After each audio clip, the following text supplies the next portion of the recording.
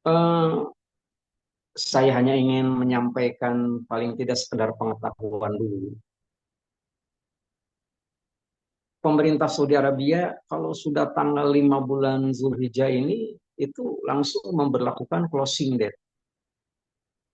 Closing date artinya tanggal penutupan Bandara King Abdul Aziz Jeddah, satu-satunya bandara yang biasa digunakan untuk apa ya, orang-orang yang akan berhaji untuk mendekati pas puncak haji itu dikonsentrasikan di King Abdul Aziz Jeddah. Bandara ditutup untuk seluruh penerbangan jamaah haji.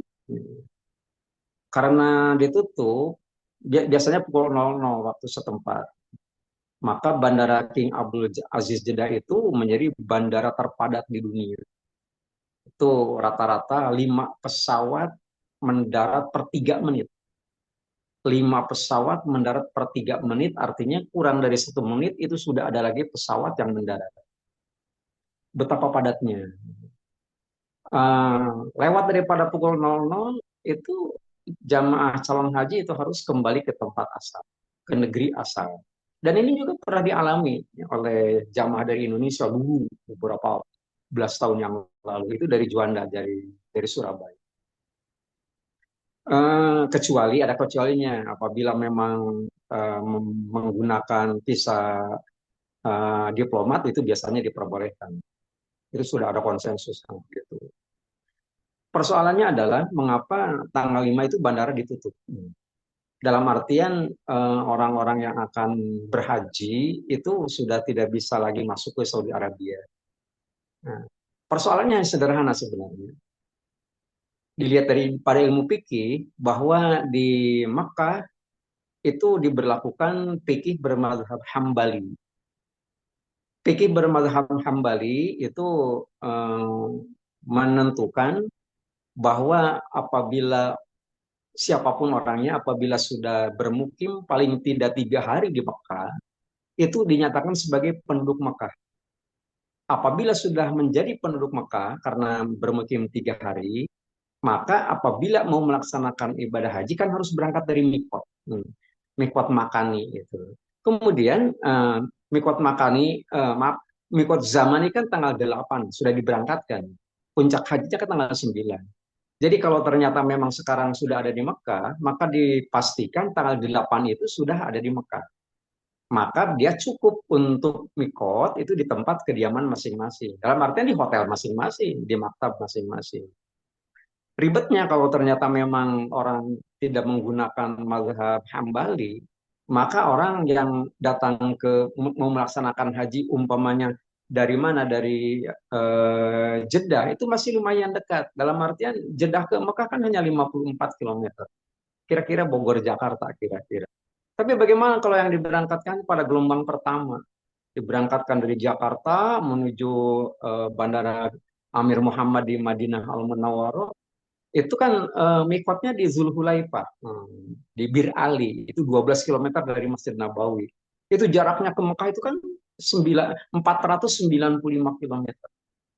Itu mendekati angka 500 kilometer. Itu kan memakan waktu kira-kira 7 jam, kira-kira begitu ya. Itu akan ribet gitu ya. Belum lagi kapasitas kendaraan dan sebagainya yang memungkinkan karena begitu banyaknya jamaah. Makanya dipastikan bahwa mazhab yang digunakan adalah ilmu fikih ya, sekali lagi. Itu adalah mazhab Hambali. Jadi cukup berniat mau melaksanakan labbaik Allahumma hajjan itu dari maktab masing-masing dari di Makkah gitu. Hanya itu saja sebenarnya masalahnya gitu ya. Jadi dalam artian mengapa ditutup gitu ya. Karena apabila ternyata memang tidak ditutup, ada yang datang tanggal 6, datang tanggal 7, itu kurang 3 hari. Kurang 3 hari. Apabila ternyata datang dari orang Madinah itu sangat repot sekali. Kira-kira semacam demikian. Itu yang pertama. Yang kedua yang ingin saya sampaikan adalah eh, pada 10 Zulhijjah kan ada beberapa apa ya, rangkaian ibadah ya. Rangkaian ibadah dalam artian kalau kita sebagai ikhwan TKN itu kan diawali dengan puasa pada hari Tarwiyah tanggal 8 karena sudah keluar maklumat, diteruskan pada tanggal 9 hari Arafah. Jadi pada hari Rabu dan pada hari Kamis kita berpuasa. Itu bukan masalah aneh, bukan masalah yang baru kita dengar gitu. Yang penting tinggal melaksanakan saja bagi kita. Berikutnya adalah kan ada semacam rutinitasnya di dalam melaksanakan Amalia itu, yaitu berupa penyembelihan hewan kurban. Kira-kira semacam betul. Yang ingin saya sampaikan adalah di dalam melaksanakan ibadah apapun, kita kan perlu persiapan. Yang namanya persiapan itu sendiri berbentuk bekal. Ayat 197 daripada surat Al-Baqarah mengatakan, watazawwadu, berbekalah kalian. Fa inna khairaz zad at-taqwa. Bekal yang paling baik adalah takwa kepada Allah Subhanahu wa taala. Jadi apabila kita mau melaksanakan ibadah apapun, orang melaksanakan ibadah haji sekalipun umpamanya, kemudian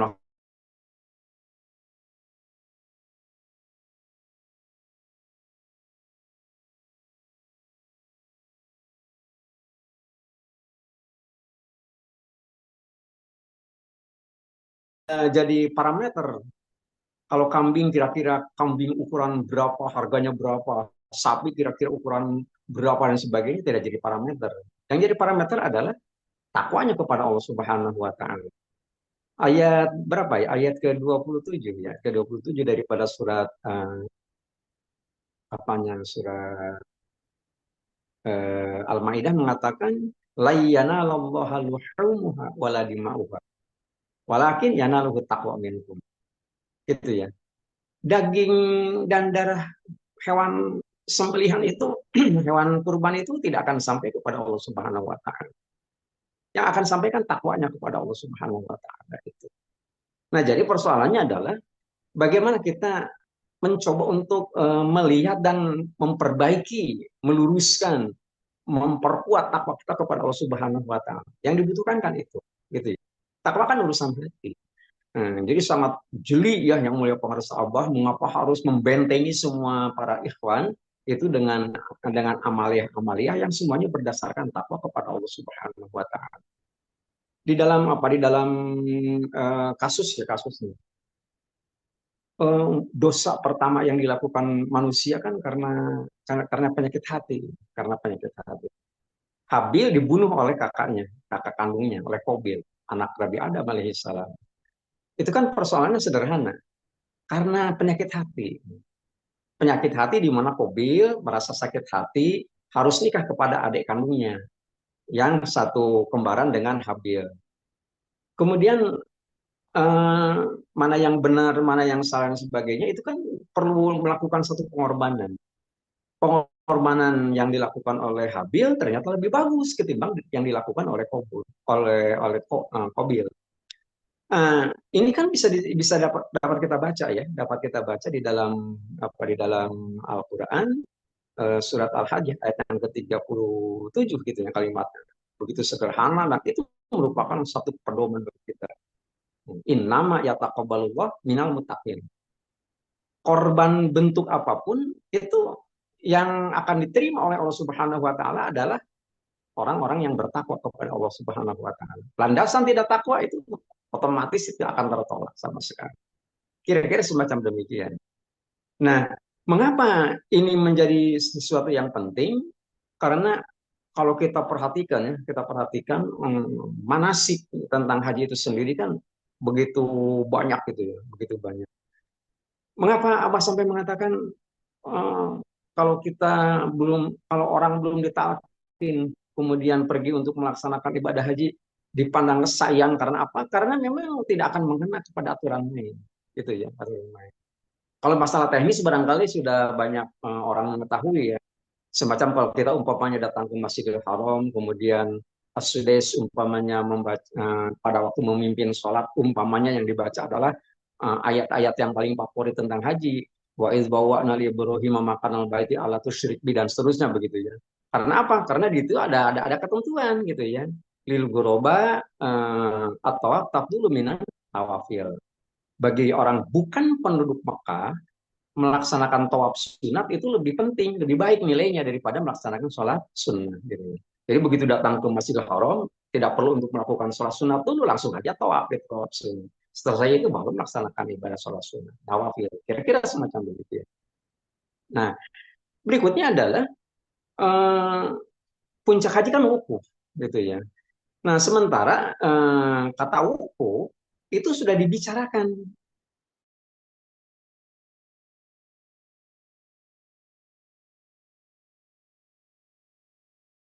menunjukkan wukuf. Yang namanya wukuf kan persiapan, perlu persiapan.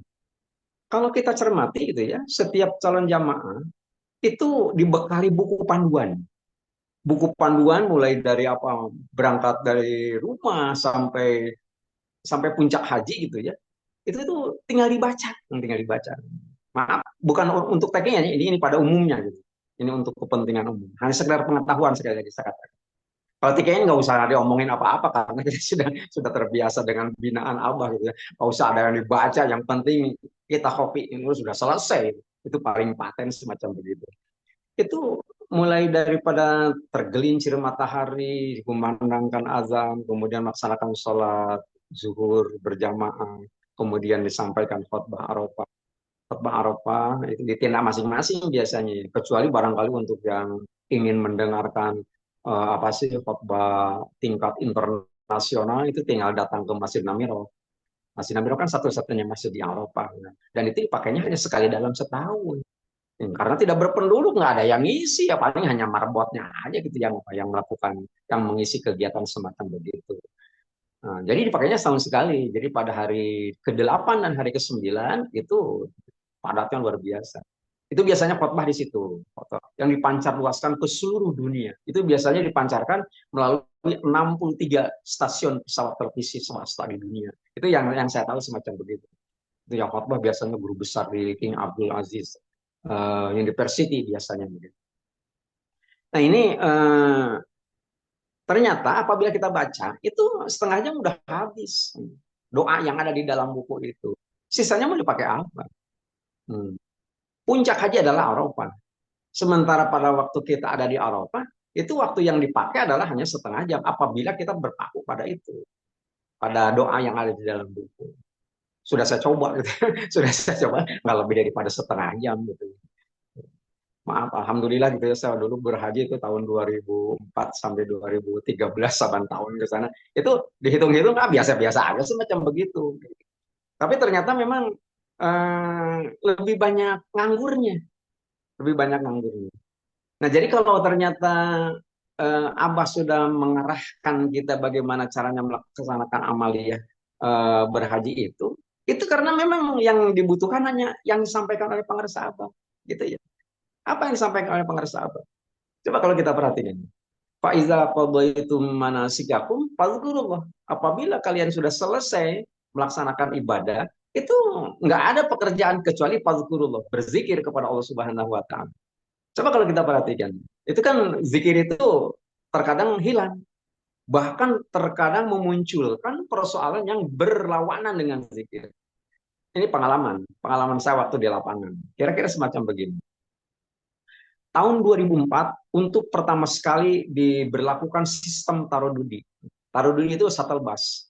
Nah, dulu para pembimbing haji itu sendiri sebelum tahun 2004 yang paling sulit adalah mencari mobil-mobil yang kira-kira bisa membawa rombongannya dari Arafah ke Muzdalifah. Jaraknya nggak jauh-jauh amat, paling 9 kilometer. Nggak kurang dari itu gitu ya. Itu tapi kan terkadang eh, apa ya karena padatnya di perjalanan itu memerlukan waktu yang sangat lama. Nah ini untuk pertama sekali diberlakukan itu. Jadi jamaah yang wukuf di Arafah itu tidak usah nyari mobil karena nanti akan dijemput oleh mobil yang disediakan oleh Makkah begitu. Tapi yang terjadi adalah 9 lane, 9 jalur jalan dari Arafah ke Musdalifah, jalannya bukan jalan seperti kita lebar-lebar gitu. Karena baru pertama sekali, jadi banyak supir-supir dari Afrika itu menyerobot dan bukan pada lane-nya, bukan pada lajurnya. Jadi dari Indonesia itu banyak yang tertahan sampai tengah malam, ada yang belum terevakuasi dari Arafah ke Muzdalifah. Bahkan tidak sedikit yang mengeluarkan kata-kata sumpah serapah. Kata-kata sumpah serapah sampai berani mengatakan, kalau aku tahu begini akan aku bakar tendanya. Itu kan masih wukuf di Arafah, baru selesai wukuf di Arafah. Begitu ya, kemudian masih berpakaian ihram. Pantangannya kan ada kan di dalam Al-Quran sekalipun. Itu apa apa namanya? Orang-orang yang sedang berhaji itu kan tidak boleh ropas, tidak boleh fusuk, tidak boleh jidal gitu. Kalau ropas, wala fusuk, wala jidal fil hajj. Karena sampai dia semacam demikian. Nah, apabila tidak dibekali oleh zikir, orang itu bisa saja terjadi demikian. Gitu. Nah, ini pentingnya zikir itu sendiri adalah untuk memproteksi kemungkinan-kemungkinan sekecil apapun kesalahan yang bisa dilakukan oleh orang yang sedang melaksanakan ibadah haji. Semacam begitu. Nah, jadi hanya orang yang dibimbing hatinya gitu ya, oleh Allah Subhanahu wa taala melalui talqin zikir itu baru akan bisa lebih nyaman itu di dalam melaksanakan amal. Nah, beruntungnya para maaf dalam hal ini beberapa orang wakil talqin juga sudah melaksanakan fungsi maksimal. Jadi yang bukan hanya sekedar membimbing para ikhwan yang sudah ditalkin dari Indonesia, datang ke sana juga itu. Saya yakin pasti banyak juga orang yang dilibatkan untuk ditalkin supaya lebih lebih bermakna gitu melaksanakan ini. Sama saja semacam waktu saya mengadakan safari manakib umpamanya ke 5 negara. Nah itu ada orang itu mendapatkan haknya di Masjidil Aqsa di Palestina. Itu persis pada tanggal 13 Februari tahun 2008. Pas hari ulang tahun Tanbih gitu ya, ada 17 orang itu mendapatkan hak talqin zikir di Masjidil Aqsa. Luar biasa gitu, pengarsa Abah itu. Nah, ini menunjukkan bahwa apabila kita sikapi apapun yang disampaikan oleh yang mulia pengusaha Abah berbentuk maklumat, itu jangan dianggap sepele. Karena di situ Abah lebih tahu daripada kita. Abah melihat apa yang kita tidak lihat. Abah mendengar apa yang kita tidak dengar. Abah tahu apa yang kita tidak tahu. Nah, jadi apabila ternyata memang Abah menyampaikan sesuatu, itu pasti ada sesuatu yang penting yang harus kita ketahui. Di dalam melaksanakan amalia itu, eh, kita yang ada di Indonesia tentu gitu ya, yang tidak diberangkatkan ke Mekah Al-Mukarramah pada tahun sekarang, sudah barang tentu dituntut untuk melaksanakan aktivitas sesuai dengan sunnah mursyid. Pertama, semacam tadi, kita ini disunahkan gitu ya, untuk melakukan 2 hari sebelum Zulhijjah, sebelum 10 maksudnya. Dan pemerintah sudah memutuskan Idul Adha jatuh pada hari Jumat dan Abah sudah mengeluarkan maklumat bagi ikhwan tidak perlu untuk melakukan sholat Jumat pada tanggal 10 Zulhijjah nanti. Cukup melaksanakan sholat zuhur berjamaah. Paling gampang kan gitu. Jadi tidak usah terburu-buru melakukan begini begitu karena kita sudah punya panduan. Itu yang pertama gitu ya. Jangan melakukan sholat Jumat. Yang kedua harus berpuasa 2 hari. Ini berpuasa 2 hari sebelumnya kan baru ya, baru. Itu biasanya kan Abah itu apa namanya tidak mensyariatkan semacam begitu. Bahkan jangankan 2 hari.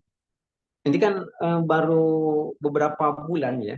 Acara manakib di Sirna Rasa itu dilaksanakan pada tanggal 14 Hijriah. Gitu. Biasanya kan dilaksanakan pada tanggal 10. Dilaksanakan pada tanggal 10. Apabila ternyata memang tanggal 10 jatuh pada Idul Adha, maka tanggal 9 dilakukannya. Nah, tanggal 9 kan hari Arafah. Jadi umpamanya, meskipun orang yang datang ke Sirna Rasa dulu gitu ya, datang ke Sirna Rasa berniat untuk berpuasa, hari Arafah gitu ya, Abah tetap menyediakan makan gitu. Kata Abang, kalau di sini mah tiap hari juga lebaran, kira-kira semacam itu. Malah ada seorang wakil talkin itu bareng dengan curhat kepada saya begitu. Kiai, saya sudah 2 tahun. Saya sudah 2 tahun melaksanakan puasa Nabi Daud. Kita sudah tahu puasa Nabi Daud, selang 1 hari. Sekarang puasa, besok enggak. Lusa puasa gitu. Alhamdulillah saya sudah 2 tahun. Tapi apabila ternyata memang pas sedang berpuasa ada acara manakib pada siang hari, kemudian disuguhi makan, saya juga makan. Selesai makan saya puasa lagi gitu. Itu kata Abah harus begitu. Alhamdulillah, bukan bukan harus mencari setiap hari puasa di mana ada yang manakiban, tidak demikian. Nah, tiba-tiba sekali waktu saya sohbah kepada pengarsa Abah, di luar dugaan beliau juga ada di Sirna Rasa gitu ya. Tapi nggak tahu ya, yang saya katakan Abah itu apa sih, melihat apa yang kita tidak lihat, Abah mendengar apa yang kita tidak dengar, dan Abah tahu apa yang kita tidak tahu. Waktu kami, saya dan orang tersebut, itu Fakir Talkin gitu ya, itu sedang ada di hadapan Abah, Abah bercerita. Ceritanya persis seperti apa yang diceritakan kepada saya oleh yang bersangkutan. Dulu Abah puasa Nabi Daud. Itu kata Abah tuh. Cukup lama juga Abah puasa Nabi Daud. Tapi kata Abah Anom, itu Abah Anom bilang begini kepada Abah, jangan menyengsarakan diri, jangan menyengsarakan badan. Jadi enggak, tidak usah dilakukan puasa Nabi Daud itu sendiri. Itu mungkin sudah cukup oleh pengarsa Abah. Maksudnya Abah Anom. Jadi murid-muridnya enggak perlu lagi untuk mengikuti acara semacam itu. Itu begitu bubar, keluar dari majelis Abah pada waktu itu bertiga gitu ya. Dia langsung, Masya Allah saya udah 2 tahun, katanya udah melaksanakan acara puasa puasa Nabi Daud. Tapi ternyata sama saja kalimat yang tadi disampaikan oleh pengarsa Abah menonjok aku, katanya. Dalam artiannya, terus apa yang akan dilakukan? Ya karena abahnya mengucapkan begitu, otomatis saya akan berhenti aja. Nah begitu, selang beberapa waktu ketemu dengan saya nggak puasa Nabi Daud lagi. Karena abah sebagai dalil, abah itu sebagai dasar hukum. Bagi orang bertoriko, itu ucapan, contoh, tingkah laku daripada seorang mursyid itu merupakan sumber hukum. Sumber hukum yang harus diikuti oleh kita. Gitu ya. Nah ini, meskipun umpamanya tidak ditujukan kepada yang bersangkutan, apa bercerita itu jadi sumber hukum, jadi dalil bagi kita semua. Makanya bagi saya itu kalau ke apa itu, kalau melaksanakan amalia apapun itu nggak ribet-ribet nyari dalil, ya, dalilnya Abah aja. Terkadang maaf nih, kadang-kadang kan sekali waktu umpamanya Abah datang ke pesantren Jagat Ars umpamanya. Itu jam 3 saya sudah bersama dengan Abah. Nggak usah ngomong begini begitu. Biasanya kan saya diminta untuk menyampaikan materi kuliah subuh. Kira-kira apa yang diomongin, nggak usah mikirin, dengerin Abah. Abah juga nanti akan bercerita. Nah, cerita dari Abah itu sendiri itu menjadi materi pokok yang harus dibahas pada acara. Nah, dengan demikian, Alhamdulillah kita sebagai Hewan Toriko, TKN Ahad Surya Jalaya Sirna Rasa PPKN itu ternyata memang semuanya sudah lengkap. Nah, jadi pada saat kita menghadapi Idul Adha sekalipun, gitu ya, yang penting bagi kita adalah takwa yang harus kita kendalikan, yang harus kita miliki. Dan takwa itu sendiri mempunyai 3 unsur pokok: Islam, iman, dan ihsan. Nah, itu semuanya sudah kita miliki, alhamdulillah. Alhamdulillahilladzi faddalana ala katsirin min ibadihi. Mungkin untuk sementara itu saja yang sempat kita bincangkan pada malam hari ini, meskipun tidak terlampau sistematis, mudah-mudahan bermanfaat bagi kita. Paling tidak kita tahu apa yang harus kita lakukan dan apa yang harus tidak kita lakukan agar hari ini bisa lebih baik daripada kemarin. Kurang lebihnya mohon maaf.